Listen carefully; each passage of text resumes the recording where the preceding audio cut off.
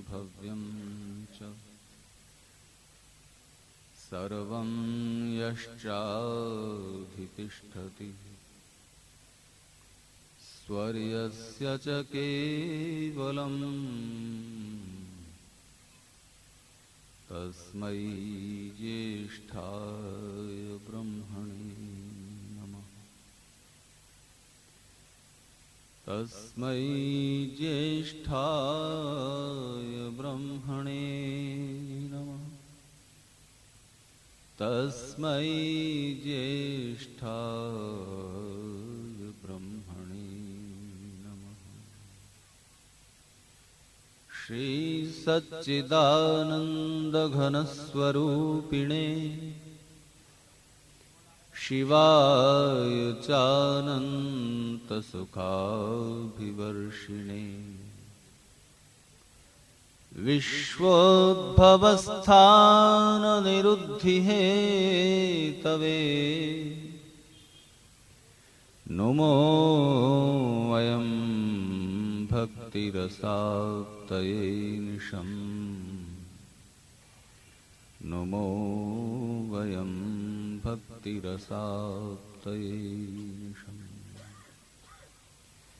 यस्य कारुण्यलेशेन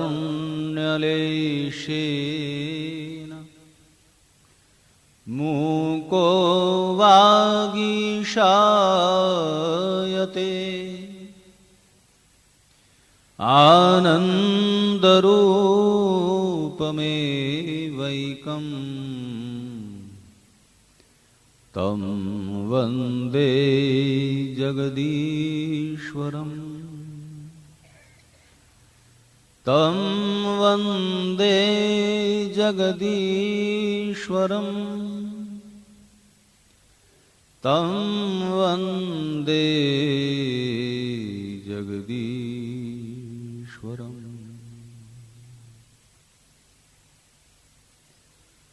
कल मैंने आपसे सायंकाल के समय ये कहा था कि इस पृथ्वी पर हम अकेले नहीं हैं और परमेश्वर ने इस संसार के सब पदार्थों को सब जीवात्माओं के सुख के लिए बनाया है। ये बात मैंने आपसे आज कही। इस संसार के पदार्थों से, चीजों से सुख उठाने में कोई बुराई नहीं है। संसार की हर चीज परमेश्वर ने हमारे आपके लिए बनाई है। गलती कहां से शुरू होती है? संसार के सब पदार्थ, सुख देने वाली चीजें हम सब के लिए हैं। गलती यहां से शुरू होती है कि हम ये समझ लेते हैं कि हमारे अकेले के लिए हैं और हम अकेले ही सुख के सब साधनों को समेट लेना चाहते हैं। अगर सब सुख के साधनों को नहीं समेट सकते तो कम से कम इतना तो हम सब ये जरूर चाहते हैं और इसके लिए कोशिश करते हैं कि दूसरों से ज्यादा तो समेट ही लें। और यहां से मनुष्य का नैतिक पतन शुरू होता है।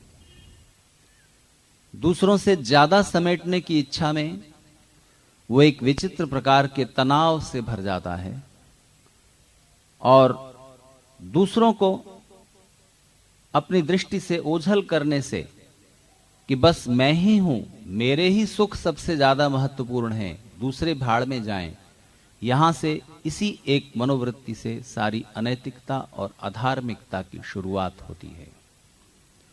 तो ध्यान रखें, इस जगत में हम अकेले नहीं हैं। संसार के सब पदार्थ सबके लिए हैं।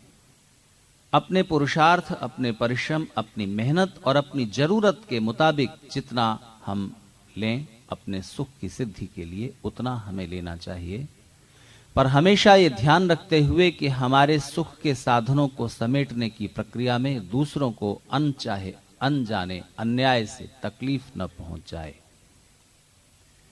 इस पवित्रता से अपने सुख के साधनों को एकत्र करें तो सुख के साधन एकत्र करने में और इस संसार की चीजों से सुख उठाने में फिर कोई बुराई नहीं होगी। हम इस संसार में अकेले नहीं हैं।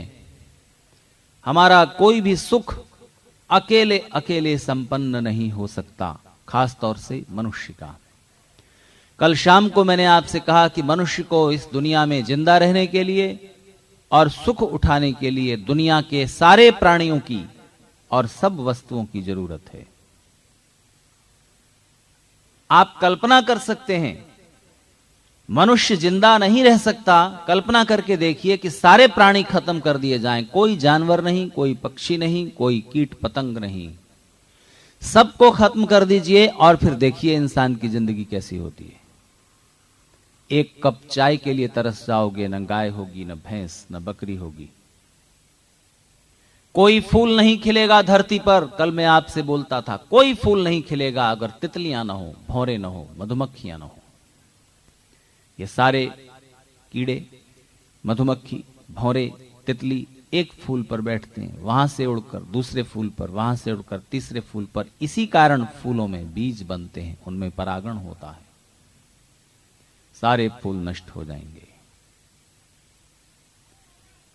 तो मनुष्य का जीवन एक दूसरे के सहयोग से चल रहा है, मनुष्यों के सहयोग से, और दूसरे प्राणियों के अस्तित्व पर भी हमारा जीवन और हमारे जीवन के सुख निर्भर हैं।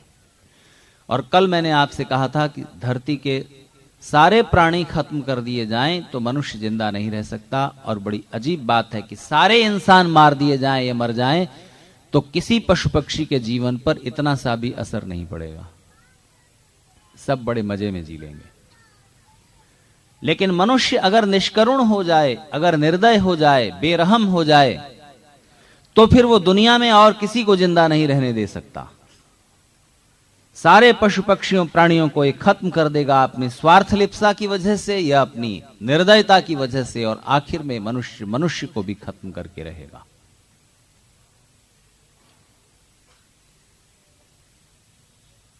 तो हमारे आपके सबके सुख सबके सहयोग से, सबके साथ से, सबके सम्मेलन से, सबके संगठन से उपजते हैं। कोई कुछ बना रहा है, कोई कुछ पैदा कर रहा है, कोई कुछ कर रहा है, कोई कुछ कर रहा है, कोई कुछ कर रहा है, और सबके कर्म का फल सुख के रूप में हम और आप प्राप्त करते हैं। किसी ने गेहूं पैदा किया, किसी ने चना पैदा किया, किसी ने ऊख पैदा की, शुगर केन, गन्ना, किसी ने उससे चीनी बनाई, किसी ने लड्डू बनाया, किसी ने कुछ बनाया। किसी ने बिजली का आविष्कार किया, किसी ने बिजली को आपके घर तक लाने के लिए मेहनत की, किसी ने सड़क बनाई, किसी ने उसके लिए पत्थर कूटे, किसी ने बिल्डिंग बनाई, किसी ने कपड़ा बनाया। सब कुछ कर रहे हैं, अपने अपने हिस्से में आया हुआ काम, और हम सबका सुख संपन्न हो रहा है। इसलिए सबके साथ से, सबके सहयोग से हमारे आपके सबके सुख जुटते हैं। लेकिन हां, प्रभाकर जी ठीक कह रहे थे, ये मत कहो कि जग में कर सकता क्या अकेला। अकेला आगे बढ़ता है,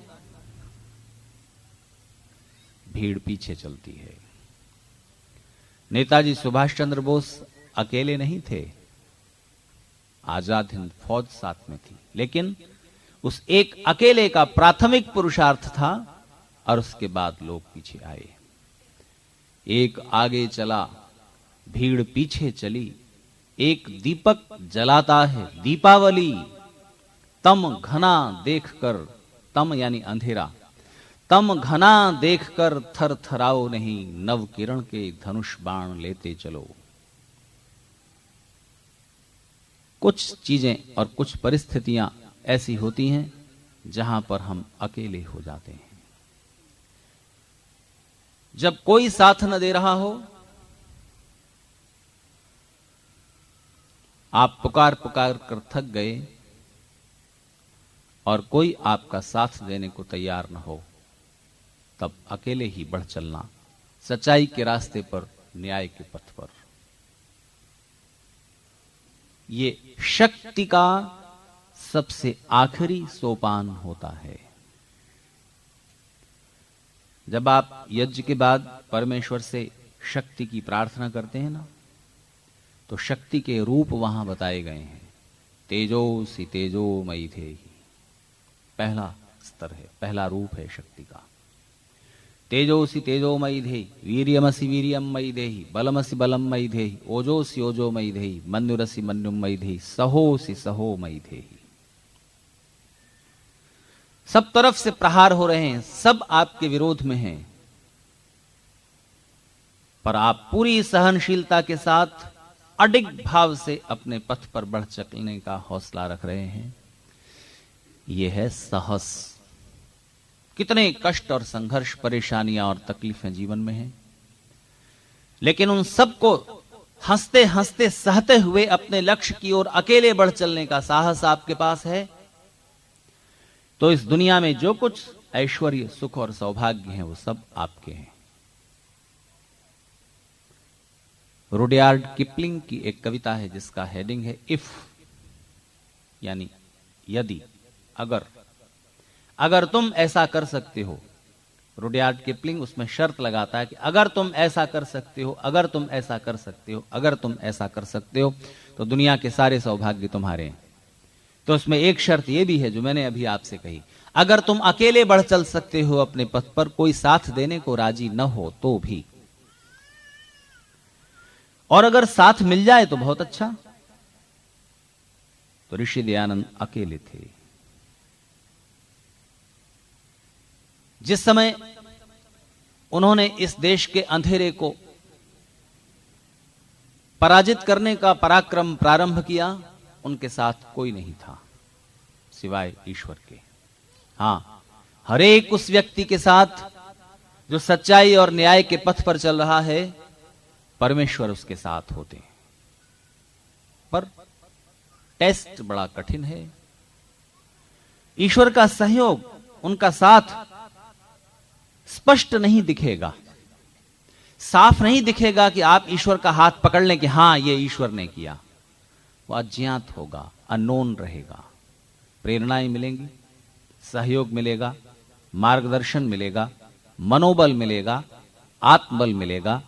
ये सारे दिव्य गुण आप में अवतरित होंगे जरूर, अगर आप दूसरों के हित के लिए सच्चाई और न्याय के पथ पर अकेले आगे बढ़ने का साहस रखते हैं तो। और फिर धीरे धीरे परिस्थितियां बदलेंगी और जमाना आपके पीछे होगा। पर जमाने को पीछे लगाने के लिए अगर कुछ करने लगे तो बात उल्टी हो जाती है। कुछ लोग इसीलिए कुछ करते हैं, बड़े गुरु बनते हैं, बड़ा कुछ फेमस होने के लिए बहुत कुछ करते हैं कि लोग हमारे पीछे आए। तो ध्यान रखिए, मनुष्य के मन की जितनी भी इच्छाएं और भावनाएं हैं, उनमें सबसे बुरी भावना कौन सी है? सबसे विकृत, सबसे बिगड़ी हुई, सबसे परवर्टेड, सबसे बुरी, बताइए।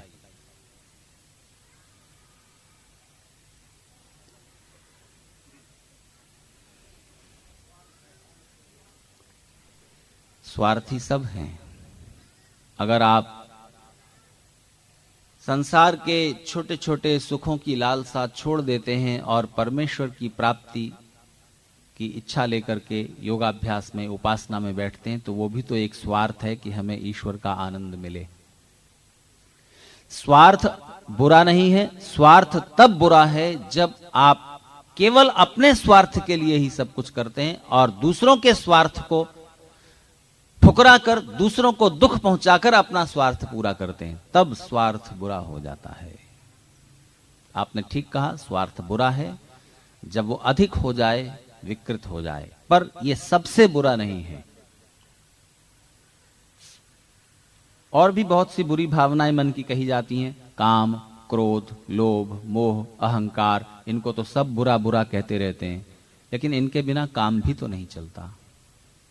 काम न हो सृष्टि नहीं होगी, क्रोध न हो अन्याय का विरोध नहीं होगा, गलत बात का सुधार नहीं होगा, मोह न हो बच्चों का पालन पोषण करते हुए जो रस आता है, और सारी तकलीफें उठाकर बच्चों का पालन पोषण जो आप प्रेम पूर्वक करते हैं, वो मोह है।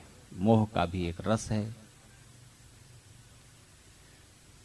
लोभ न हो तो आप अपने धन, वैभव, ऐश्वर्य, कारोबार का विस्तार नहीं करेंगे।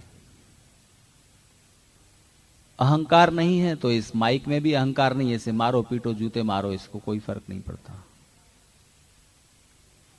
बस ये सारी चीजें काम क्रोध लोभ मोह अहंकार जैसे ही जरूरत से ज्यादा हुई और विनाशकारी हो जाती हैं, दुख में बदल जाती हैं, पर यह भी सबसे बुरी नहीं है।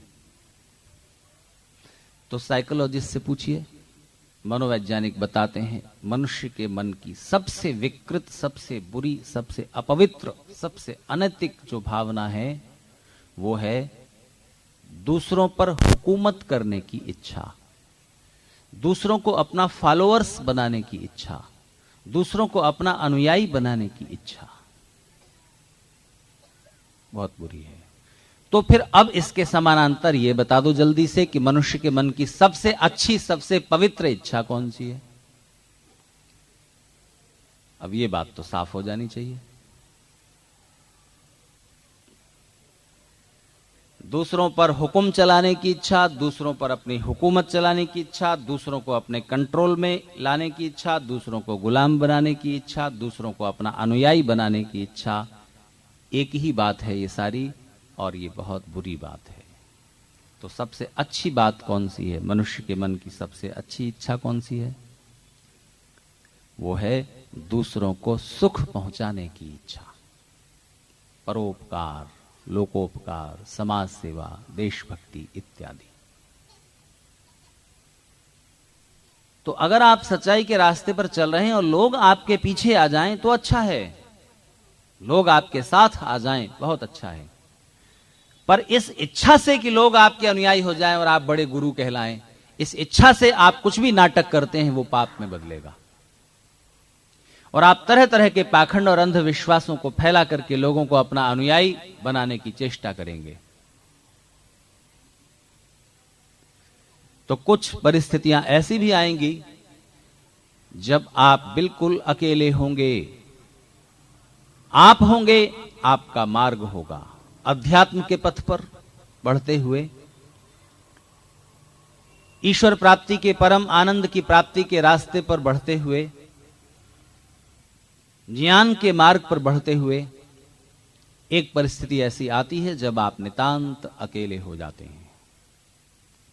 वहां किसी दूसरे के साथ की जरूरत भी नहीं रहती, वहां आपको अकेले होना ही चाहिए।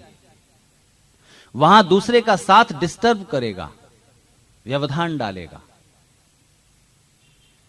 तो अध्यात्म के पथ पर चलते हुए आपको चलने से पहले सच्चा मार्ग क्या है यह जानने के लिए मार्गदर्शक की तलाश रहेगी।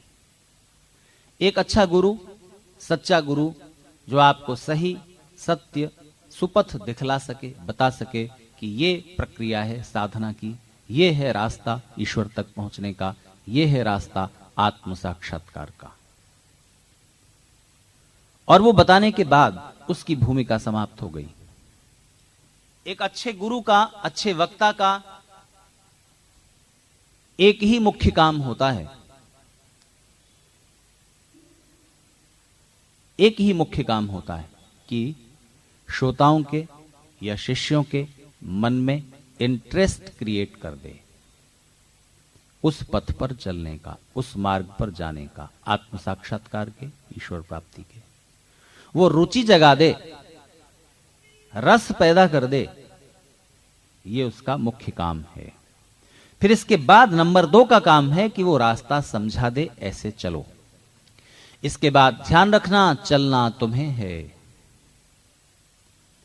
मार्गदर्शक की भूमिका वहीं समाप्त हुई। इसके बाद तुम होगे, तुम्हारी राह होगी। वहां पर दूसरा आपके सहयोग में नहीं होगा, वो सहयोग की भूमिका उससे पहले हो गई पूरी। उन्होंने बता दिया मार्ग, चलना आपको है, एक एक कदम, एक एक कदम। और घबराएं नहीं, सिर्फ कदम बढ़ाएं। सांसारिक गुरु आपका मार्गदर्शन करते हैं एक सीमा तक, उसके बाद आप एक कदम आगे बढ़ाएंगे और 10 कदम आगे तक का मार्ग स्वयं परमेश्वर दिखाएंगे अध्यात्म के क्षेत्र में।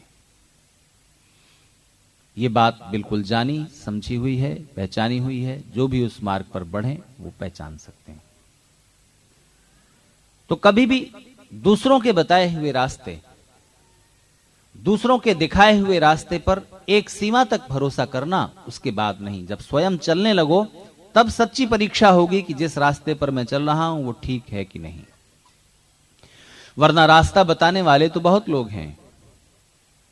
दूसरा, एक सीमा तक आपका सहयोग करेगा, उस पर निर्भर मत हो जाना, उस पर अपने को लाद मत देना, उस पर डिपेंड मत हो जाना।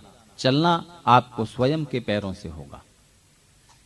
एक नेताजी अलग अलग सभाओं में भाषण दिया करते थे। दिन में 3-4 जगह उनको कहीं उद्घाटन है, कहीं कुछ है, उसके लिए उन्हें भाषण देते रहने पड़ते थे। तो उनका एक सेक्रेटरी उन्होंने रखा हुआ था, पढ़ा लिखा आदमी, जो उनके लिए भाषण लिखता था, टाइप करता था और नेताजी को दे देता था कि ये भाषण उस सभा के लिए है जो दोपहर में होगी, ये वाला भाषण रात की सभा के लिए है, वहां पर आपको शराब के खिलाफ बोलना है, वहां पर आपको महिला सम्मेलन में भाषण देना है। तो वो नंबर डाल देता था, और ताकि कहीं ये वाला भाषण दोपहर वाला रात में न हो जाए, रात वाला इधर न हो जाए। और फिर ये भी वो कहता था सेक्रेटरी नेताजी को भाषण देके, देखिए भाषण देने से पहले प्लीज इसको एक बार पढ़ लीजिएगा, क्योंकि शब्द टाइप के कहीं कहीं अस्पष्ट हो जाते हैं, कहीं टाइपिस्ट की गलती हो जाती है, कहीं कुछ बात हमने लिख दी है और वहां पर मौका कुछ दूसरा है। तो आप एक बार पढ़ लेंगे तो आपको ख्याल में रहेगा किस मौके पर कौन सा भाषण देना है और इसमें कुछ गड़बड़ तो नहीं है। तो नेताजी आलस की वजह से उपेक्षा कर देते थे इस बात की, हाँ हाँ पढ़ लेंगे, लेकिन पढ़ते कभी नहीं थे। सीधे वो तत्काल भाषण निकालते थे अपने ब्रीफ केस में से और झट से पढ़ना शुरू कर देते थे। सामने वो जो रहता है पोडियम, उसमें रखा और पढ़ते गए, एक पेज पढ़ा, दूसरा पेज पढ़ा, तीसरा पेज पढ़ा, ऐसे।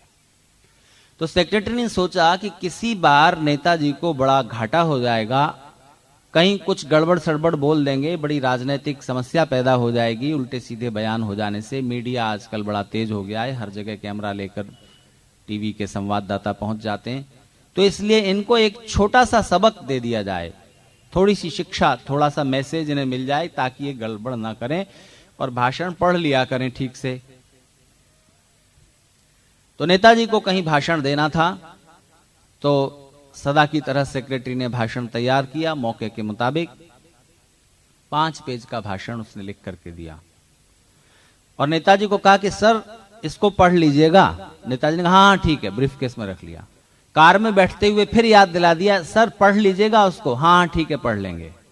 जितने समय सभा शुरू होने वाली थी, उनके सेक्रेटरी ने सभा शुरू होने के 15-20 मिनट पहले नेताजी को मोबाइल पर फोन करके फिर से याद दिलाया कि सर भाषण पढ़ लीजिएगा। नेताजी ने कहा हाँ हाँ पढ़ लेंगे, और नहीं पढ़ा। सभा छोटी सी थी और अपने ही राजनीतिक दल की थी, इसलिए उसमें कुछ ज्यादा गड़बड़ी की संभावना नहीं थी। इसलिए सेक्रेटरी ने उनको एक सबक सिखाने का फैसला किया था और 3 बार याद दिलाया कि भाषण पढ़ लेना बोलने से पहले, पढ़ लेना बोलने से पहले। नेताजी ने कहा हाँ हाँ पढ़ लेंगे, हाँ हाँ पढ़ लेंगे, और नहीं पढ़ा। ठीक है, और नेताजी हमेशा की तरह सेक्रेटरी पर पूरा आंख बंद करके भरोसा करते हुए खड़े हो गए भाषण देने के लिए। और उन्होंने पहला पेज पढ़ा, बड़ा शानदार था। दूसरा पेज पढ़ा, पढ़ दिया। तीसरा पेज पढ़ा, चौथा पेज पढ़ा। चौथे पेज के आखिर में लिखा था, इन सारी बातों को सोचते हुए मैं इन 5 नतीजों पर पहुंचा हूं। 5 नतीजों पर पहुंचा हूं, 5 कंक्लूजन। और फिर उन्होंने चौथा पेज पलटा और 5वें पेज पर लिखी हुई थी एक लाइन, इससे आगे आपको अपनी अकल से बोलना है। 5 नतीजों पर पहुंचा हूं। अब कौन से 5 नतीजे? इससे आगे आपको अपनी अकल से बोलना है। तो ध्यान रखो, मार्गदर्शक एक सीमा तक पहुंचाएगा, उसके बाद तुम्हें अपनी अकल से राह देखनी होगी। तो कुछ पथ हैं जहां पर आपको अकेले चलना है, कुछ पथ हैं जहां साथ चाहिए। संसार की यात्रा अकेले नहीं होती। कम से कम किसी एक जीवात्मा का साथ पकड़ो, स्त्री हो तो पुरुष, पुरुष हो तो स्त्री का। कम से कम एक जीवात्मा के साथ इतना गहरा योग स्थापित करना कि 2 शरीर 1 प्राण हो जाओ। बिना योग के आनंद नहीं मिलेगा। किसी एक जीवात्मा के साथ इतना गहरा योग स्थापित करो कि 2 शरीर भले हों पर प्राण 1 हो जाएं। ऐसा होता है। उसके बिना आनंद की सृष्टि नहीं होगी, क्योंकि मनुष्य की जो सबसे मूलभूत मनोवृत्ति है, मैंने आपसे दो मनोवृत्तियों का जिक्र किया, एक सबसे बुरी, एक सबसे अच्छी। अब एक सबसे मौलिक, सबसे बेसिक जो उसकी मनोवृत्ति है, वो बताइए वो क्या है, जिसके बिना हम नहीं।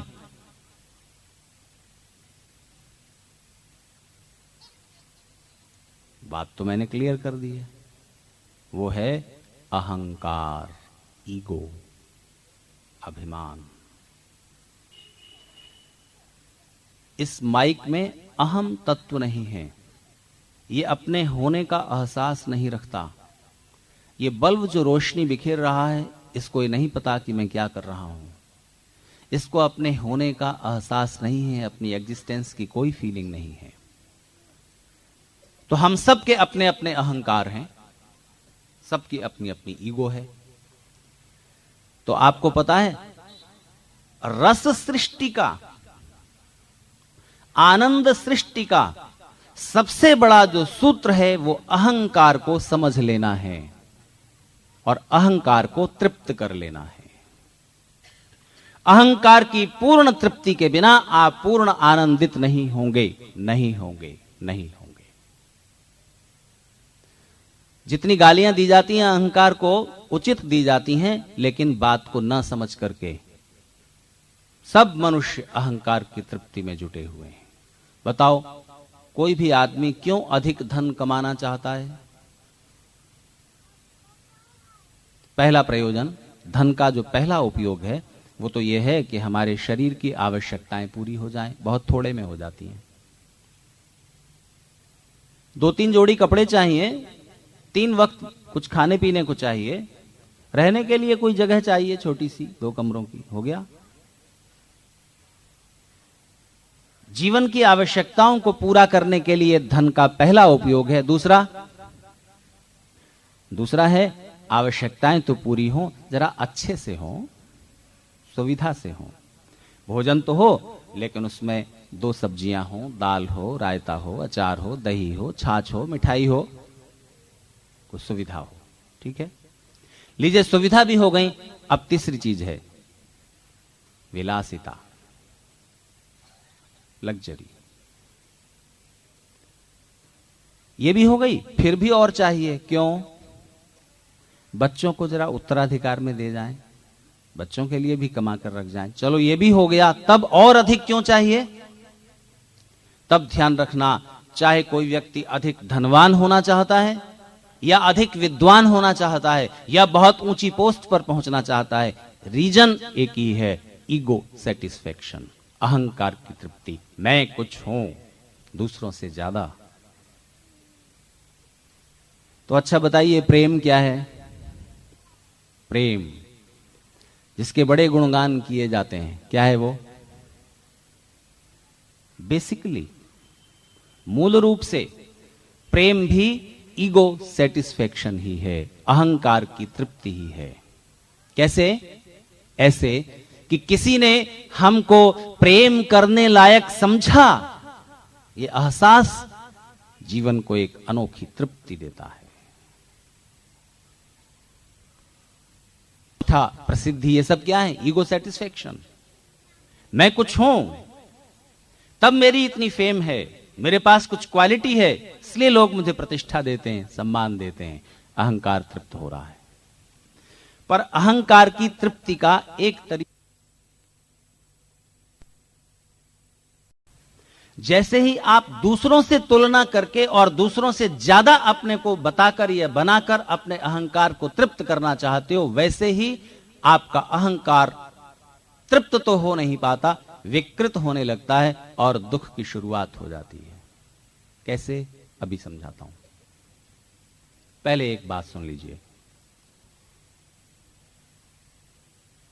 जियां पाल सार्त्र फ्रांस के एक प्रसिद्ध दार्शनिक हैं, हुए हैं, और वो एकमात्र व्यक्ति है धरती पर जिसने नोबेल प्राइज ठुकरा दिया। नोबेल प्राइज का ऑफर उनको था कि आपको इस बार का नोबेल प्राइज दिया जाना है, और उसने कहा नहीं चाहिए मुझे, क्यों नहीं चाहिए? ये आलूओं का बोरा है और मुझे आलू पसंद नहीं। अब एक फिलोसोफर जो बात कहता है उसकी बात के अंदर भी कुछ बात होती है। लोग आज तक समझ रहे हैं कि ऐसा क्यों कहा सार्त्र ने। छोड़िए उस बात को, प्रसंग की बात इतनी है। सार्त्र कहता है द अदर इज हेल, दूसरा नरक है। अकेला एक सुख है और दूसरा नरक है। द अदर इज हेल, दूसरा नरक है, दूसरा दुख है। और मैं आपसे कहता हूं कि इस दुनिया में दूसरों के बिना सुख मिलता ही नहीं। दूसरे इतने लोग आपके लिए क्या क्या कुछ कर रहे हैं। कोई कपड़ा बना रहा है, कोई मिठाई बना रहा है, कोई अनाज पैदा कर रहा है, कोई बिजली बना रहा है, कोई कुछ कर रहा है, कोई कुछ कर रहा है। हम भी कुछ करते हैं थोड़ा सा, पर सारे सुख हमको प्राप्त होते हैं दूसरों के किए हुए। छोटे छोटे सुख भी आपके दूसरों से रिलेट करते हैं। नहीं तो ऐसा करो, जाओ बाजार में, कल जब बाजार खुले, अभी तक जितनी ड्रेस आपके पास हैं वो सब तो है ही, लेकिन एक और बहुत बढ़िया लेटेस्ट डिजाइन की और बहुत कीमती साड़ी खरीद लाओ। भुज से खरीद लाओ, गांधीधाम से ले आओ, अहमदाबाद से ले आओ, नहीं तो या कोई बढ़िया ड्रेस ले आओ, सलवार सूट या कुछ भी ले आओ, और फिर उसको पहन करके अकेले कमरे में बंद हो जाना। कुछ सुख मिला? बढ़िया से बढ़िया ड्रेस पहनकर अकेले आप कमरे में बंद हो जाते हैं, कुछ सुख मिलता है? जब तक दूसरे न देख लें, मित्र और सहेलियां, और पूछ न लें कहां से खरीदी, तब तक मजा ही पूरा नहीं होता। तो ये छोटा सुख भी दूसरों से रिलेट करता है कि नहीं? और हम अहंकार की तृप्ति करने निकलते हैं दूसरों से बड़े होकर, दूसरों से ज्यादा होकर, दूसरों से ज्यादा धन लेकर बताना है, दूसरों से ज्यादा बलवान होकर बताना है, दूसरों से ज्यादा विद्वान होकर बताना है। और बस यहीं पर अहंकार की तृप्ति करने की कोशिश की, अहंकार तृप्त करने निकले और अहंकार अतृप्त रह जाता है। क्यों? क्योंकि हमारी सीमाएं हैं, लिमिटेशंस हैं। कहां तक धनवान होगे? भुज में ही तो सबसे ज्यादा धनवान हो जाओगे तो कोई बंबई में आपसे ज्यादा बैठा हुआ है। भारत में सबसे ज्यादा धनवान हो गए तो पूरी दुनिया में आपसे ज्यादा कोई धनवान है। और पूरी दुनिया में आप सबसे ज्यादा धनवान हो गए तो भी अधूरे, अतृप्त अनुभव करोगे। जब एक पहलवान को सड़क पर जाते देखोगे तो महसूस करोगे, ओहो धनवान तो मैं हो गया, लेकिन ऐसी शानदार बॉडी तो मेरी न हुई। रह गए ना अधूरे। अहंकार अतृप्त रह गया नहीं कि रह गया? क्योंकि समय थोड़ा है, पुरुषार्थ उतना ही है। एक ही दिशा में लगा दो जिधर लगा पाओ, तो या तो सबसे ज्यादा धनवान हो जाओगे तो पहलवान नहीं हो पाओगे, और पहलवान हो गए तो धनवान नहीं हो पाओगे, पहलवान हो गए या धनवान हो गए तो विद्वान नहीं हो पाओगे। जब देखोगे किसी विद्वान को नोबेल प्राइज मिलते हुए फिजिक्स में, फिलोसॉफी में, तो सोचोगे कि मैं कितना भी धनवान हो जाऊं, ये प्रतिष्ठा तो मुझे नहीं मिलेगी। जब किसी कवि को बढ़िया सुंदर कविता की धारा बहाते हुए देखोगे और लोग कह रहे होंगे वाह वाह, तो आप सोचोगे कि पैसा तो बहुत हो गया, पर ये वाह वाह तो मेरे हिस्से में नहीं आई। और आप विद्वान हो जाओगे, बहुत बड़े विद्वान हो जाओगे, बहुत सारी किताबें लिख डालोगे, और आप जब बस में धक्के खाते हुए जा रहे होगे तो आप सोचोगे कि ये शानदार कार, ओहो ये तो मेरे पास नहीं हुई।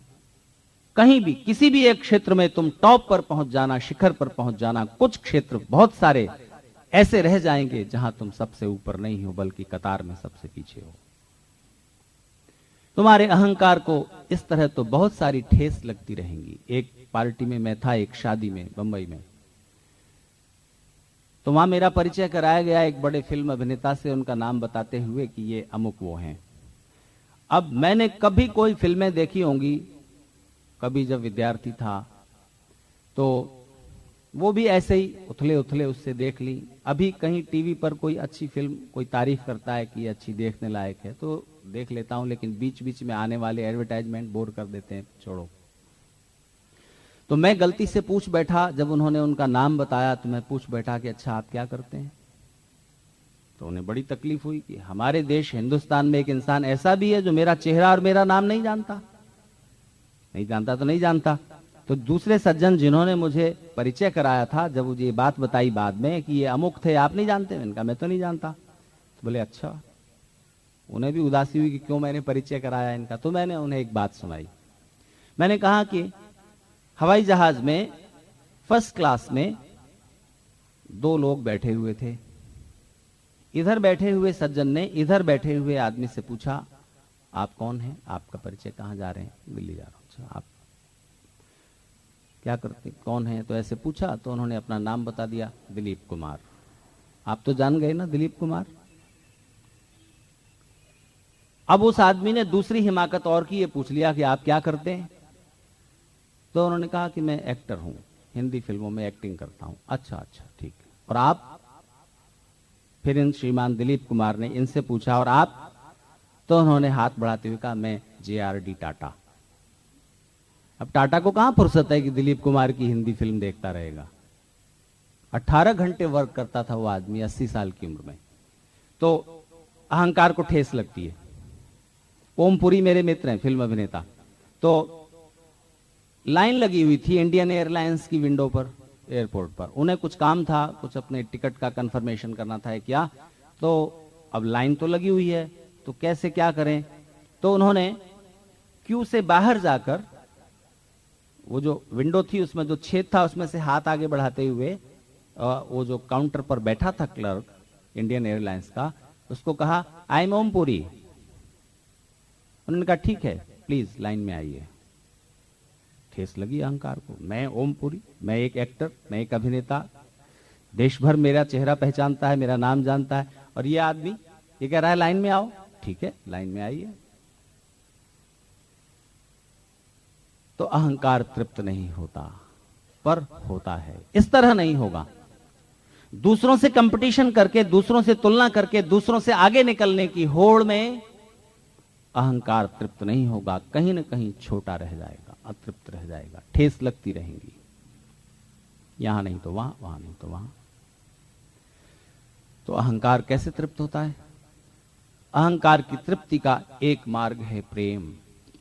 अहंकार की तृप्ति का एक मार्ग है करुणा। अहंकार की पूर्ण तृप्ति का एक मार्ग है परमात्मा हो जाना।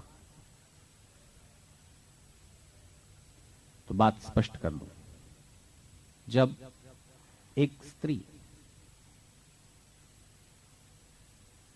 एक पुरुष अर्थात अपने पति के प्रेम में अपने को डुबोकर अपनी ईगो को उसकी ईगो में, अपने अहंकार को उसके अहंकार में विलीन कर देती है, और पुरुष का अहंकार स्त्री के अहंकार में विलीन हो जाता है, जब 2 ईगो मर्ज होकर एक बन जाते हैं, तब प्रेम की शुरुआत होती है, सृष्टि होती है। और फिर उसका परिणाम क्या होता है? स्त्री की अपनी महत्वाकांक्षाएं पति की महत्वाकांक्षा में विलीन हो गई, और पति की पत्नी में। तो ऐसा नहीं होता क्या कि पति प्रधानमंत्री हो गया तो पत्नी को लगता है जैसे मैं ही हो गई हूं? होता है कि नहीं? बिल्कुल वैसे ही अहंकार की तृप्ति अनुभव करती हैं स्त्रियां। अगर पति प्रधानमंत्री हो गया तो पत्नी उतना ही गौरव, उतनी ही गरिमा, उतना ही रौब, उतना ही अधिकार, उतनी ही शक्ति, उतनी ही पूर्णता, उतनी ही तृप्ति अनुभव करेगी। और ठीक ऐसे ही अगर स्त्री की कोई उपलब्धि है, स्त्री की कोई उपलब्धि है, तो पुरुष को अपनी लगेगी, बिल्कुल अपनी। अगर प्रेम है बीच में तो, अगर 2 अहंकार एक हो गए हैं तो, नहीं तो नहीं होगा। तो जरा बताइए, 1 और 1 मिलकर कितने होते हैं? टोटल करें तो 2। 1 और 1 कोऑपरेशन से मिलते हैं तो मिलकर कितने हो जाते हैं? 11। और 1 और 1 अगर प्रेम के द्वारा मिलते हैं तो कितने हो जाते हैं? 1। इसलिए कल डॉक्टर योगेश जी बेलानी को मैं कह रहा था, कुछ बात चल रही थी हमारी उनकी, तो उन्होंने कहा कि अच्छा, तो ये चीज बड़ी कॉम्प्लिकेटेड है, ये परिस्थिति, ये विवेचना ऐसी नहीं है जैसे 2 और 2 4 होते हैं।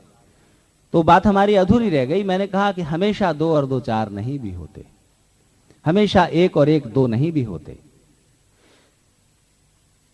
ये 2 पेन मिलकर 4 संख्या बनेगी, पर मेरे 2 आंसू और आपके 2 आंसू मिलकर 1 हो जाएंगे। दूसरों के आंसू अगर मेरी आंखों में उतरे तो वो करुणा बन जाएंगे, मानव मात्र के प्रति प्रेम और करुणा की जब सृष्टि होगी, तब जब दूसरों की आंखों के आंसू आपकी आंखों के आंसू बन जाएं, और वहां एकत्व होता है, एकत्वम अनुपश्यत। तो जब तक पति और पत्नी के अहंकार एक नहीं हो जाते, तब तक प्रेम का रस नहीं मिलता। दो शरीर एक प्राण हो जाने चाहिए। अब आगे चलें। अहंकार का विस्तार कीजिए। अहंकार की एक्सटेंशन क्या है? अहंकार की एक्सटेंशन होती है आपकी संतान, आपके बेटे बेटियां। मान लीजिए किसी के 3 बेटे हैं, और ये खुद बेचारा एक साधारण दुकानदार है, इसको पढ़ने लिखने का अवसर नहीं मिल सका था जीवन में। एक बेटा, 3 बेटे हैं। अब इस साधारण दुकानदार के 3 बेटों में से एक बड़ा डॉक्टर हो गया, एक इंजीनियर हो गया, एक एडमिनिस्ट्रेटिव सर्विस में चला गया, आईएएस ऑफिसर हो गया। अब इसका अहंकार 3 गुना तृप्त होगा। यह अहंकार का विस्तार है। एक बेटा डॉक्टर है, मैं डॉक्टर का बाप हूं। एक इंजीनियर है, मेरा एक बेटा इंजीनियर है। मेरा एक बेटा डिस्ट्रिक्ट मजिस्ट्रेट है। अब यह अहंकार 3 गुना तृप्त हो रहा है। संतान का मतलब क्या है? संतान का मतलब है कंटिन्यूटी, निरंतरता। संतान का मतलब है एक्सटेंशन, विस्तार। आत्मा वही पुत्र नामासी। आप अपने को विस्तार देते हैं संतान के रूप में। शायद मैंने कभी आपको सुनाया हो, पंडित गंगा प्रसाद उपाध्याय आर्य समाज के बहुत बड़े विद्वान थे। विदेश गए, बड़े भारी फिलोसोफर थे, और उनके बेटे डॉक्टर सत्यप्रकाश डीएससी केमिस्ट्री के फील्ड में इंटरनेशनल फेम के आदमी, अंतरराष्ट्रीय ख्याति के व्यक्ति थे। इलाहाबाद यूनिवर्सिटी के वाइस चांसलर, दुनिया में उनका एक साइंटिस्ट की हैसियत से नाम था, प्रसिद्धि थी। उनका भी देहांत हो गया, सत्यप्रकाश जी का। तो सत्यप्रकाश जी के पिता गंगा प्रसाद उपाध्याय, गंगा प्रसाद उपाध्याय के बेटे बहुत बड़े साइंटिस्ट अपने देश भारत के। लीजिए जी, गंगा प्रसाद उपाध्याय विदेश गए, और विदेश में उनको किसी सभा में भाषण देना था। उनका परिचय देते हुए जो सभा के संचालक थे, उन्होंने उनका परिचय देते हुए कहा कि आज हमारा बड़ा सौभाग्य है कि हमारे बीच में हिंदुस्तान के एक बहुत बड़े वैज्ञानिक, बहुत बड़े साइंटिस्ट हमारे बीच में आए हैं। साइंटिस्ट तो उनके बेटे थे, पर इनका परिचय साइंटिस्ट की तरह दे दिया गया। ये देश के, हिंदुस्तान के बहुत बड़े साइंटिस्ट हमारे देश में आए हैं। तो गंगा प्रसाद उपाध्याय बोलने के लिए खड़े हुए, और उन्होंने कहा कि मित्रों, यहां पर मेरी बड़ी बेइज्जती की गई है, मेरा बड़ा अपमान हुआ है। तो लोग तो डर गए, अरे अतिथि और राजकीय अतिथि, उनका अपमान हो गया, हमसे क्या अपमान हो गया ऐसा? उन्होंने कहा कि मेरा परिचय बहुत कम करके दिया गया। यहां मुझे बताया गया है कि मैं हिंदुस्तान का बड़ा साइंटिस्ट हूं। बिल्कुल गलत बात है, मैं साइंटिस्ट नहीं हूं, मैं साइंटिस्ट का बाप हूं। साइंटिस्ट का बाप हूं, ये बड़ा परिचय है। ये अहंकार का विस्तार है। अहंकार का और विस्तार कीजिए। सोचो, 3 बेटे, एक डॉक्टर हो जाता है, एक इंजीनियर हो जाता है, एक डिस्ट्रिक्ट मजिस्ट्रेट हो जाता है, और आपका अहंकार 3 गुना तृप्त होता है। सिर्फ 3 गुना ही तो, ऐसा तो होगा नहीं कि आपके 30 बेटे हो जाएं। तो 30 गुना कैसे होगा अहंकार तृप्त? सोचो तो सही। जब एक बेटा इतनी तृप्ति देता है, एक बेटा इतना संतोष देता है, एक बेटा इतना आनंद से भर देता है जीवन को, एक बेटा आपके अहंकार का विस्तार बन जाता है, तो फिर कितना आनंद अपरिसीम होगा अगर धरती के सारे बेटे मेरे बेटे हो जाएं।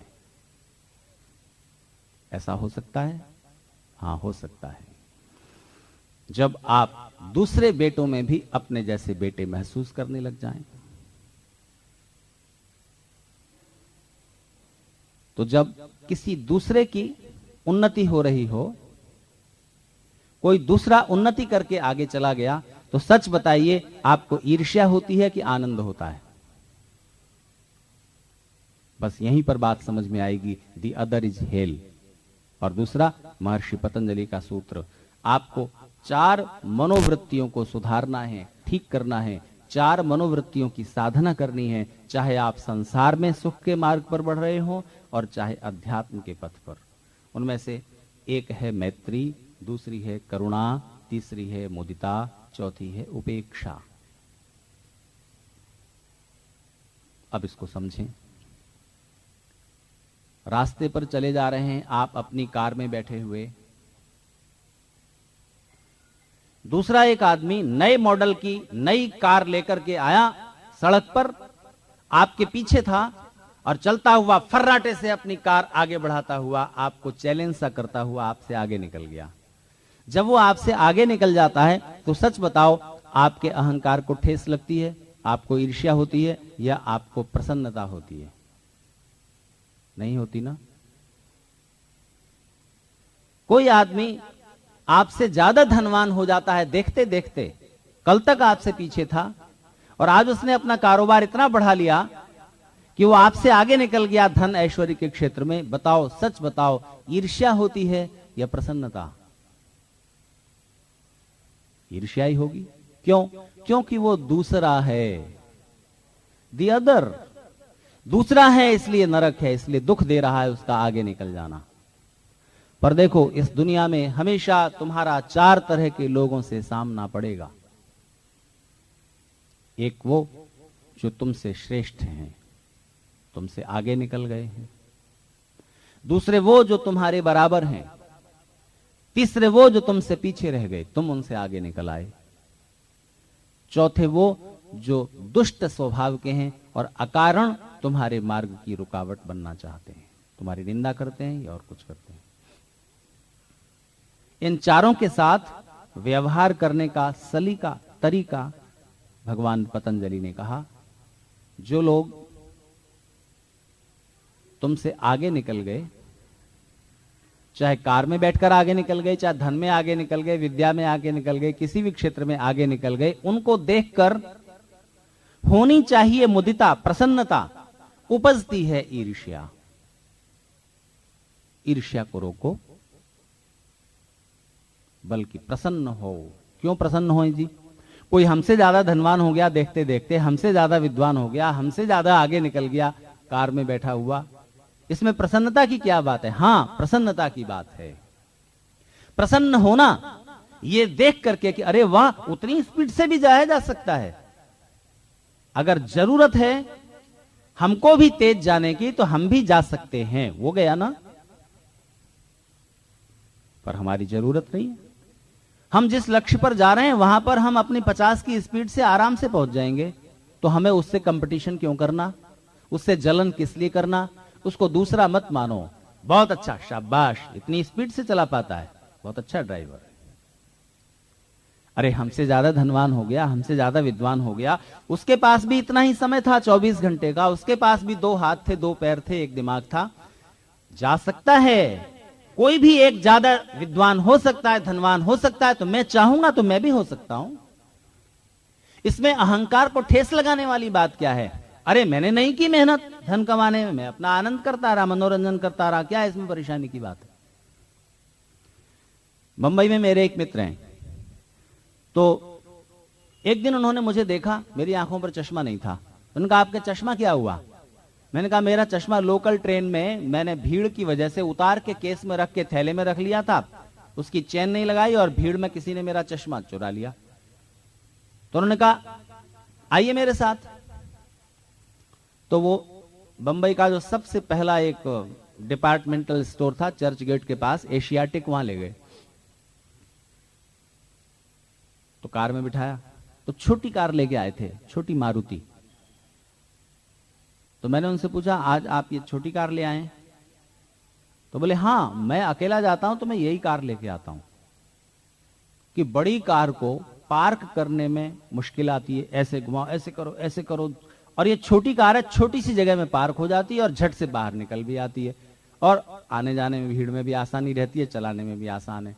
और लोग देखें कि छोटी कार में बैठा, उससे क्या, मैं तो जानता हूं ना कि मेरे पास एक बड़ी कार भी है ना। तो लोग अगर उन्हें छोटी कार में बैठा देख रहे हैं तो इससे उनके अहंकार को ठेस नहीं पहुंचती, क्योंकि वो जानते हैं कि मेरे पास एक बड़ी कार भी है। तो मैंने सोचा कि फिर तो ये बड़ा मजे की बात है, क्योंकि फिर तो मान लीजिए किसी ने बड़ी कार नहीं खरीदी हुई है तो वो ये सोच सकता है ना कि जब चाहूंगा खरीद लूंगा, नहीं खरीदता, मेरी मर्जी। दूसरों को दिखाने के लिए क्या खरीदूं? मेरी आवश्यकता नहीं है। और अगर मेरे पास पैसे भी नहीं है खरीदने के लिए तो मैं सोच सकता हूं कि नहीं है मुझे जरूरत कार खरीदने की, मैं ऐसे ही ठीक हूं, साइकिल पे चलता हूं मजे में, मैं उस दिशा में पुरुषार्थ नहीं कर रहा हूं।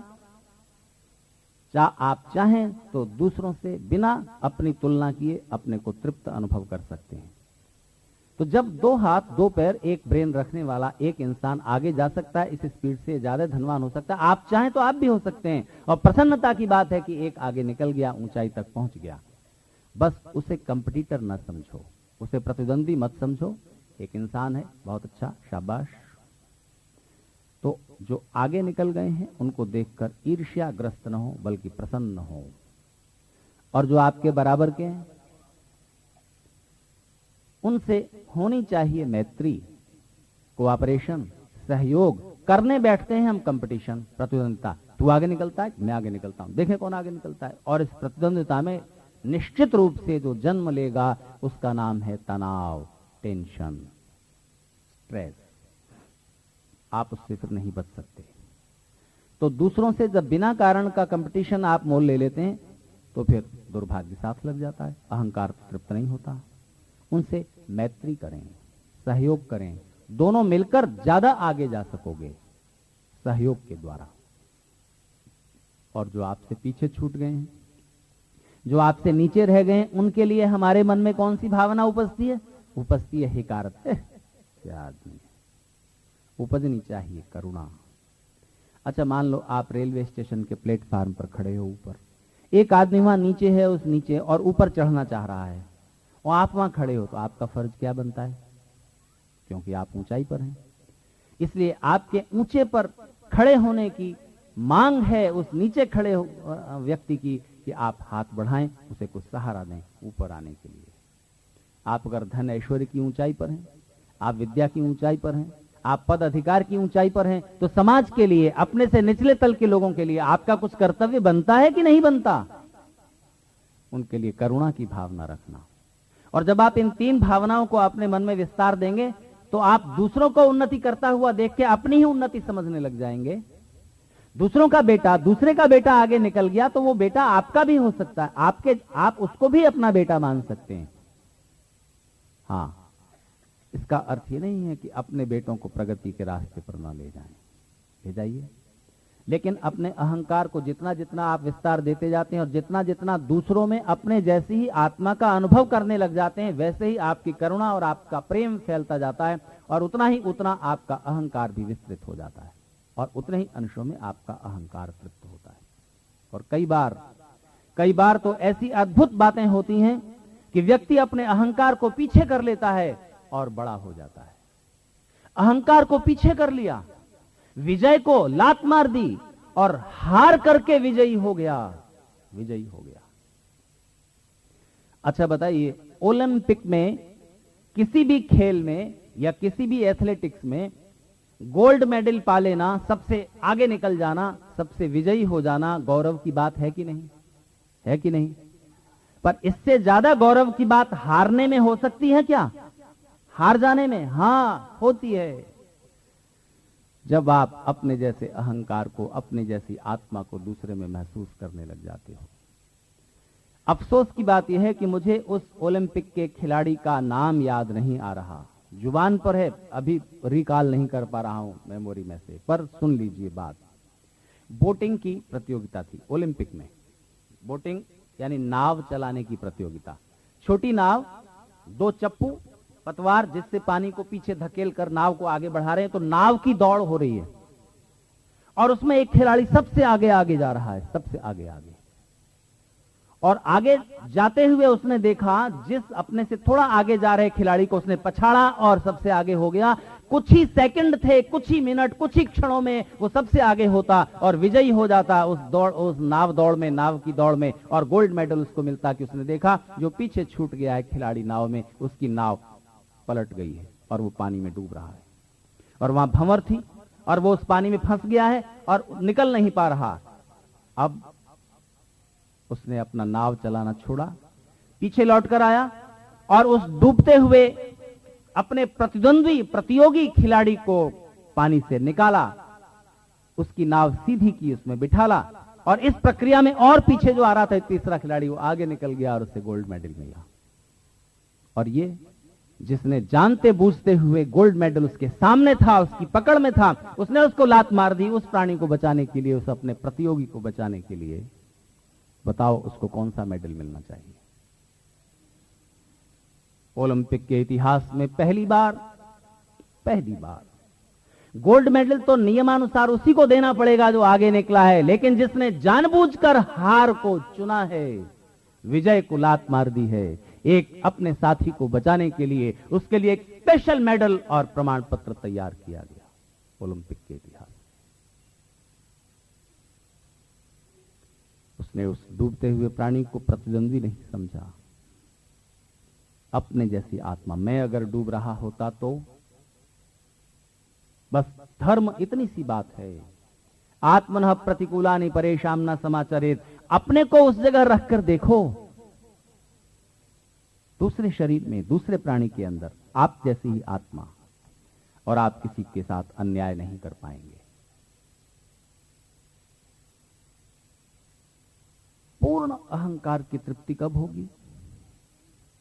पूर्ण कब होगी? अभी भी ये कम है, अभी भी थोड़ा कम है।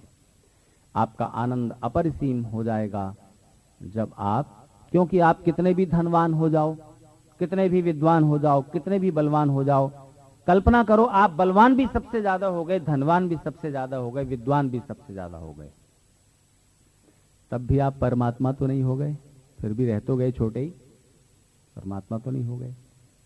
तो बस अहंकार पूरा तृप्त तो तब होगा जब सारे जीवात्मा आप जैसे अपने को अनुभव करने लगो, और उससे भी ज्यादा तब होगा जब आप सचमुच परमात्मा हो जाओ। और वो कब होगा? वो तो तब होगा जब आप जन्म मृत्यु के बंधन से छूटकर ब्रह्म में विलीन हो जाते हैं, मुक्तावस्था में। तब ब्रह्मवित् ब्रह्मैव भवति, जीवात्मा उस समय जीवात्मा भी रहता है और बिल्कुल परमात्मा जैसे ही आनंद का अनुभव करता है। अब उस चीज को तो जाने दो, वो तो बड़ी दूर की बात हो जाएगी, लेकिन कम से कम अहंकार की तृप्ति के जो ये सुंदर तरीके हैं जो भगवान पतंजलि ने बताए, इनको तो कोई भी गृहस्थ व्यक्ति, कोई भी एक सामान्य व्यक्ति अपने जीवन में धारण कर सकता है और बिना दूसरों से व्यर्थ की प्रतिद्वंदिता और तनाव पाले हुए जीवन में आगे बढ़ता जा सकता है। दूसरे आगे निकल जाए उससे प्रसन्न होइए, बराबर के लोगों से सहयोग स्थापित कीजिए, जो पीछे रह गए हैं, जो छोटे हैं, उन पर करुणा बरसाइए, और जो बिना कारण आपके रास्ते में रुकावट बनते हैं, निंदा वगैरह करते रहते हैं, जब तक वो सचमुच रियलिटी में फिजिकली आपके लिए कोई प्रॉब्लम खड़ी कर सकने लायक ना हो, तब तक उनकी उपेक्षा कीजिए, जाने दो। हर कुत्ते से रास्ते में लड़ने बैठोगे तो अपने लक्ष्य तक कैसे पहुंचोगे? हर गड्ढे को आप भरने लग जाओगे। तो इसलिए अपने रास्ते पर जाइए, अपने लक्ष्य को प्राप्त करें, और जीवन का लक्ष्य जैसा कि सुबह मैंने बताया था, सुख और आनंद की प्राप्ति है, और वो सबके साथ मिलकर जो प्राप्त होता है वो सुख, सबको बांटकर जो मिलता है वो आनंद, और अकेले अपनी आत्मा की गहराई में उतरकर जो मिलता है वो परम आनंद। तो ईश्वर करे इन तीनों अवस्थाओं को आप प्राप्त करने में समर्थ हों और परमेश्वर की कृपा से जीवन के अपने सब लक्ष्य पा सकें, सुख और आनंद के, परम आनंद के। इन्हीं सद्भावनाओं के साथ आज की बात समाप्त करता हूं। और जैसा कि उदय जी ने कहा था कि कम से कम एक कला, तो मैंने उससे 5 मिनट ज़्यादा कर दिए, क्योंकि कम से कम एक कला था ना, उससे ज़्यादा जितना भी। तो अगर आपका यहाँ पर ही सो जाने का खतरा न हो तो मैं तो और बोलता रहूं इसी विषय पर डर ये है कि फिर आप कल बिल्कुल नहीं आएंगे, कि आदमी छोड़ता ही नहीं। तो फिलहाल अभी इस सभा को यहीं पर विराम दिया जाए, और आप सबका धन्यवाद।